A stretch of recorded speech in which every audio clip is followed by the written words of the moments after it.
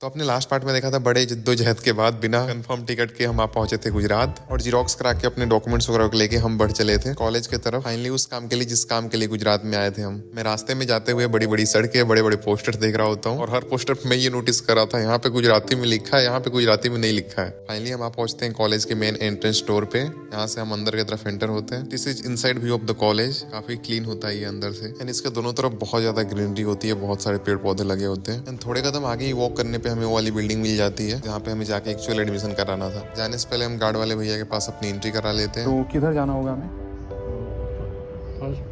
First floor पे।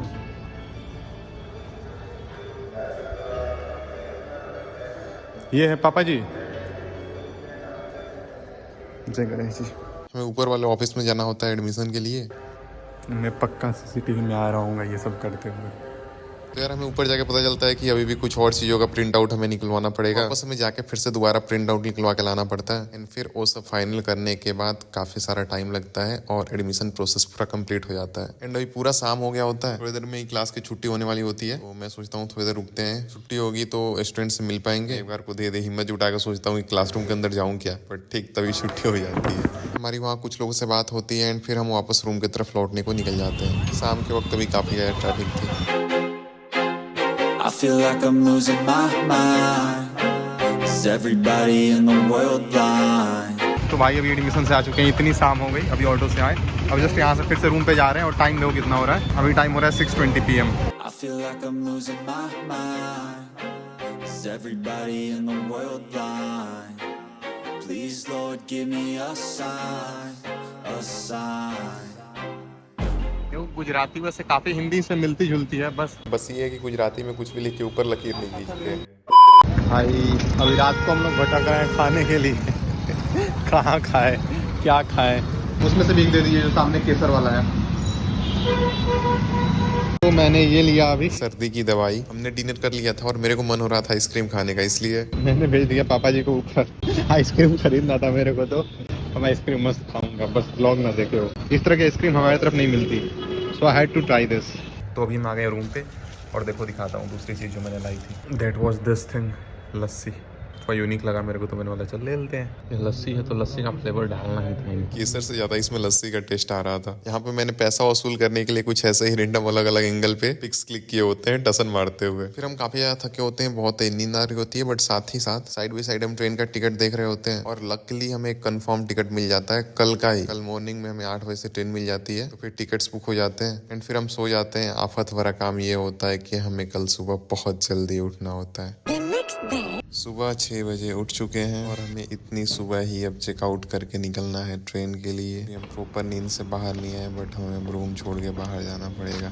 ठंडी अभी पूछो मत किस लेवल पे है। सुबह 6 बजे का हाल, 8 बजे से हमारा ट्रेन है। ठंडी और आधी नींद में थोड़ा बहुत भटकने के बाद फाइनली हमें एक ऑटो मिल जाता है, जिसके सहारे हम स्टेशन की ओर निकल जाते हैं। कोई प्लान ये था कि डायरेक्ट कोई ट्रेन यहाँ से घर का मिल नहीं रहा था कंफर्म टिकट वाला, और हमने उधर से आते वक्त ही सोच लिया था कि रिटर्न टिकट पक्का कंफर्म लेके ही जाएंगे। फाइनली अभी जो ये रिटर्न टिकट हुआ है ये 2 पार्ट में हुआ है। अभी जामनगर से छायापुरी और उधर हमारे एक रिलेटिव के भैया रहते हैं, तो उनके यहाँ थोड़े समय के लिए रुकेंगे एंड फिर आगे की चीजें जो होंगी होंगी। यार I was feeling at this time last 3-4 दिन में कितना ज्यादा फौज ट्रांसपोर्ट, इतनी सारी चीजें हो गई। ठंडी में सुबह 6 बजे रोड पे घूम रहे हैं हम। मैं तो बस इनपुट ले रहा था, सोच रहा था घर पे जाके प्रोसेस करेंगे क्या क्या चीजें हो रही है।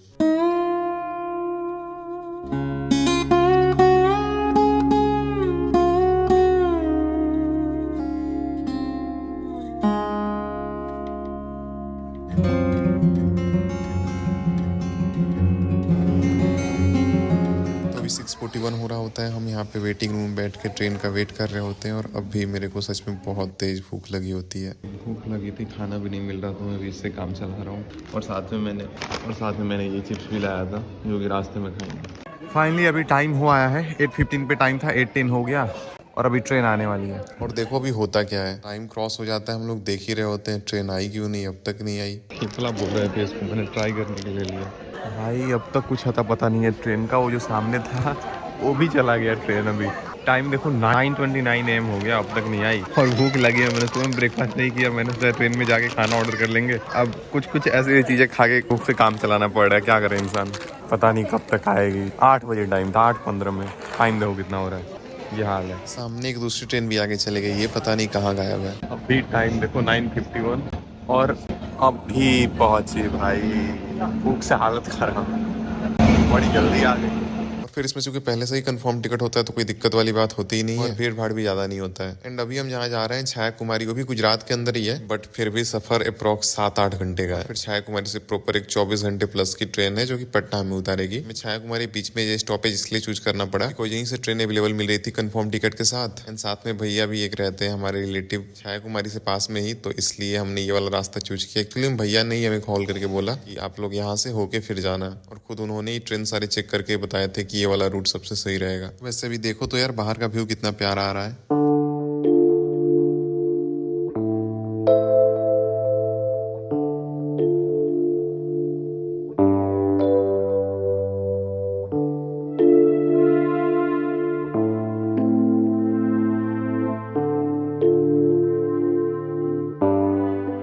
भाई इतने बड़े चिप्स के पैकेट में देखो चिप्स कितना सारा, अभी जिस मैंने फाड़ा इसमें से बिल्कुल भी निकाला नहीं है मैंने, बस वो कोने में जो दिख रहा है उतना। भाई कितना बड़ा स्क्रीन है ये चिप्स का पैकेट, और इसके अंदर हो रहा है चिप्स, अरे खुलिया उतना सा है चिप्स नीचे।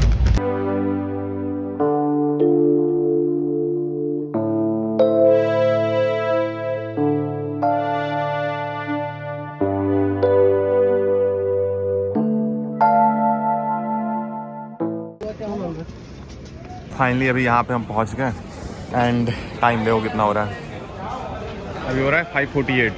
अब अगला ट्रेन 9 बजे है, तो यहाँ पे थोड़ी देर का स्ट्रीम करेंगे, एक भैया है उनके यहाँ, और फिर यहाँ से निकलेंगे। भाई इतना ट्रेवलिंग अचानक लाइफ में, बताओ यार।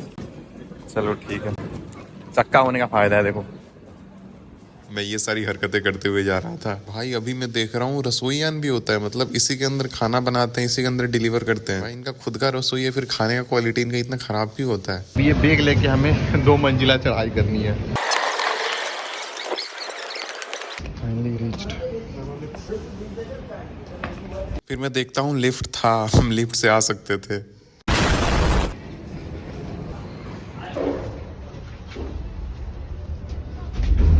क्या आर्किटेक्ट है इधर का भी, देख रहे हो रेलवे स्टेशन का इतना अच्छा। फिर हम वहाँ स्टेशन से बाहर आते हैं, भैया आ गए होते हैं, फिर उनके साथ हम उनके रूम पे चले जाते हैं। एजा आवे खातिर सबसे बढ़िया बा बॉर्डर आजा आईयूसीएल बाबे जेमा हमार काम चलता है। आईयूसीएल का ची कंपनी का, अरे पेट्रोल डीजल तो बनावेला, गैस हो सफाई जगह बुलेट वाला हाई सब बनाता है।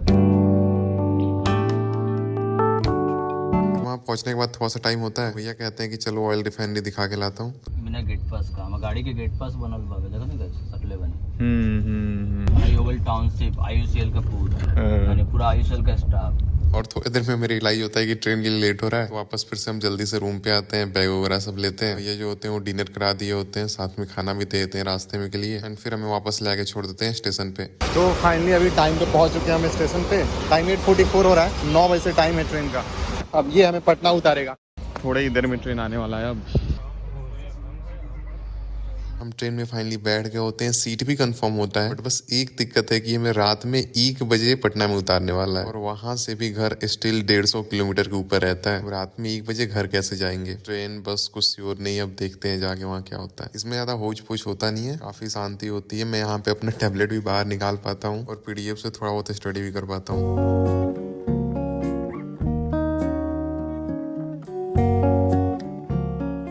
ये देखो क्या हुआ, अभी मैंने जस्ट फाड़ने की कोशिश की इसको। तो फाइनली अभी जाके हम पटना पहुंचे, रात के 3 बजे जाके ये पटना पहुंचा है भाई। और बाहर इतनी ठंडी है, अभी मत पूछो, मतलब कितनी ज़्यादा ठंडी है।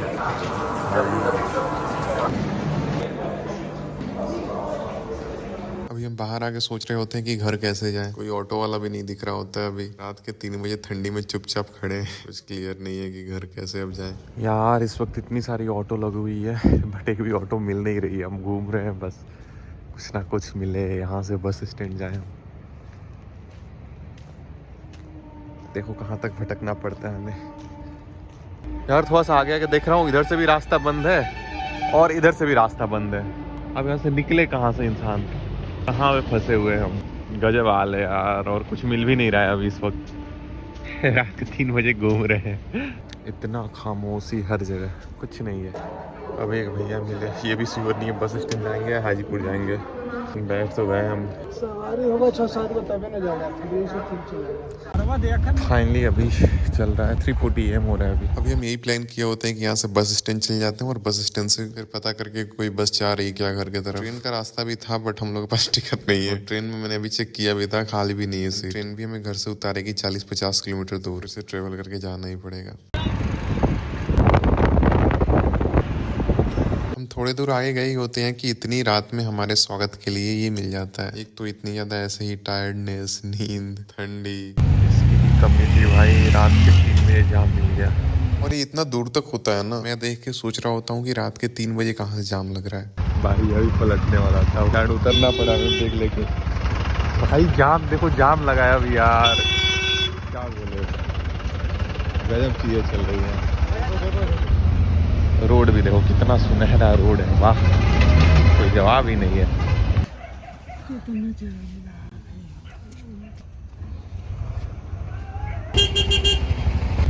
भाई इतनी सुबह में ये हाल है, दिन में क्या होता होगा। फिर बड़ी मुश्किल से कैसे कैसे करते हुए हम पहुंचते हैं बस स्टैंड। तो फाइनली पहुंचे, अभी जाके बस स्टैंड पे टाइम दिखाता हूँ, रुक जाओ। 4:28 AM हो गया, अभी जाके पहुंचे बस स्टैंड पे। पता है धीरे भूख लगनी भी शुरू हो गई होती है बट इस वक्त खाने का कहाँ ही मिलेगा। मैं सोच रहा होता हूँ बस घर पहुंच जाए जल्दी। हम यहाँ से बस को पकड़ते हैं। हम डायरेक्ट बस तो नहीं मिलती है बट उस साइड जाने वाली एक मिल जाती है एंड उसको फिर से इधर से निकलने के लिए वही जाम को क्रॉस करना होता है। मतलब आगे बताने की जरूरत नहीं है, समझ सकते हो। जाते जाते पूरा सवेरा हो जाता है, धूप वगैरह भी आ जाता है एंड प्रॉपर बस उधर का मिल नहीं रहा होता है तो हमें बस, ऑटो, फिर से बस, फिर ऑटो, ऐसे कर करके जाना पड़ता है। फाइनली अभी घर पहुंच गए। अब सबसे पहले नहाएंगे, क्लोथ्स को चेंज करते हैं, नहाते हैं। यार घर आके अभी फील हो रहा है कि ओह माय गॉड, वरना लिटरली एक पल का सुकून नहीं भाई। यहाँ से वहाँ गए गुजरात, वहाँ से जिस दिन गए उस दिन एडमिशन, फिर अगले दिन ही सुबह में हम निकल गए और तब से फिर ट्रेवल लाइक इतना ट्रेवल, ओह माय गॉड। कुछ ही बोलो, पूरा देश दुनिया घूम लो, सुकून तो अपने घर पे ही आके मिलता है। देखो मेरी स्टडी टेबल की हालत हो रखी है। खैर चलो अब एंड करते हैं, मेरे को सर्दी हो रखी है बहुत तेज। अब मिलते हैं, मैं जा रहा हूँ अभी थोड़ा सा नहाने। मैं सुबह से ब्रश नहीं किया, खाना नहीं खाया और टाइम देखो कितना हो रहा है, टाइम 12 बज रहे हैं, 12 PM हो गया है।